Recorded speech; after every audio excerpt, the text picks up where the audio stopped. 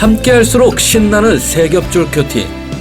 여러분, 이번엔 사도행전 큐티입니다. 하나님의 사람들이 펼쳐가는 성령 행전. 사도행전 큐티와 함께 2021년 축복의 한 해, 말씀 충만, 성령 충만한 한 해 되시기를 바랍니다. 오늘은 사도행전 12장입니다. 제목은 고난 속에서 기도하는 교회. 그 간추린 내용 지금부터 시작합니다.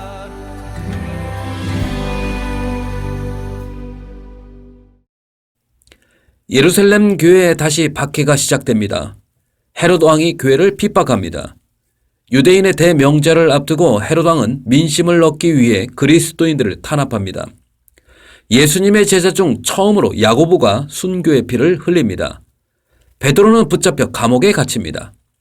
이로써 예루살렘 교회와 성도들은 또 한 번의 심각한 위기를 맞이하게 됩니다. 그러나 교회는 계속되는 고난 앞에서도 물러서지 않고 베드로를 위해서 합심하여 기도합니다. 야고보가 순교를 당하고 베드로가 투옥되는 최악의 상황 속에서도 교회가 택한 방법은 함께 모여 기도하는 것. 눈에 보이는 강력한 헤롯 왕의 위협 속에서 전능하신 하나님께 무릎을 꿇어 도우심을 구하는 것은 고난을 돌파하는 가장 강력한 방법이었습니다. 사도행전 교회는 기도로서 고난을 돌파하는 교회였습니다.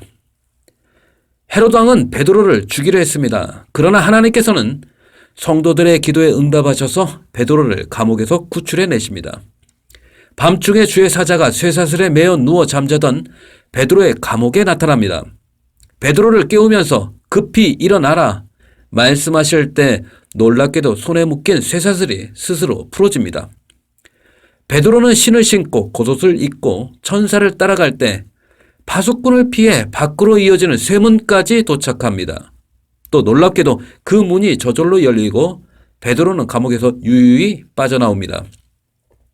교회의 간절한 기도에 응답하시는 하나님, 그 하나님의 역사를 바라보며 우리가 깨닫는 것이 있습니다. 환난 속에서도 기도하는 교회는 절망이 아닌 소망을 보게 된다는 것입니다. 우리의 고난의 크기보다, 우리의 문제보다 더 크신 분이 하나님이십니다. 사도행전 교회처럼 불꽃 같은 고난 앞에서도 함께 기도함으로 우리 삶 속에 하나님의 놀라운 역사를 이루는 저와 여러분 되기를 원합니다. 하나님의 놀라운 도우심으로 감옥에서 빠져나온 베드로.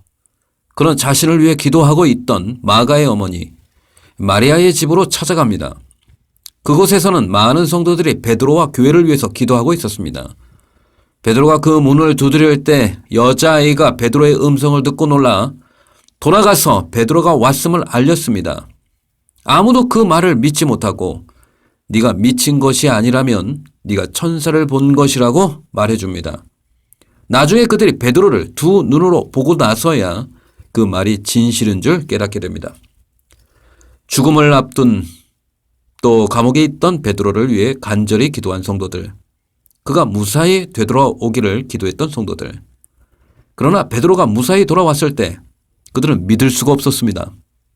이런 성도들의 모습을 보고 기도에 대한 중요한 교훈을 하나 배우게 됩니다.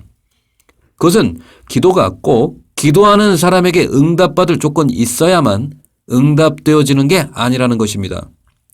교회는 간절히 기도했지만 실제로 그 일이 이루어졌지만 그들은 믿을 수가 없었습니다. 그들의 기도는 어쩌면 완전한 믿음의 기도가 아닐 수도 있었습니다. 그럼에도 불구하고 하나님은 그들의 기도에 응답하셨습니다. 베드로를 구해주신 것이죠. 하나님은 믿음이 부족한 가운데서 드려지는 기도도 귀하게 여기십니다.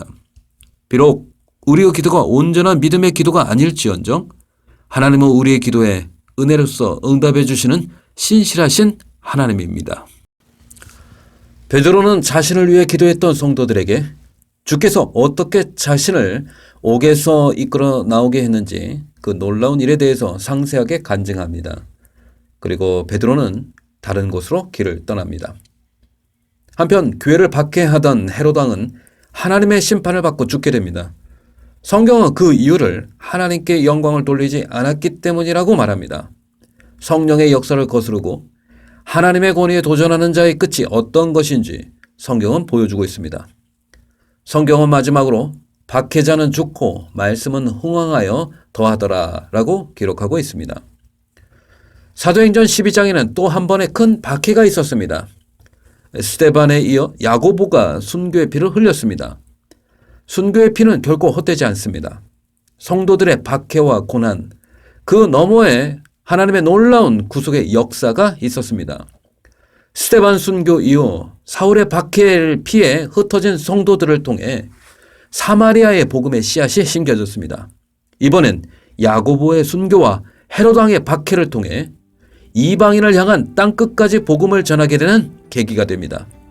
이제 사도행전 13장입니다.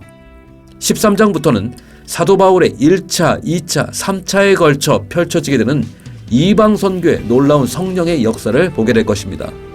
여러분 기대하십시오.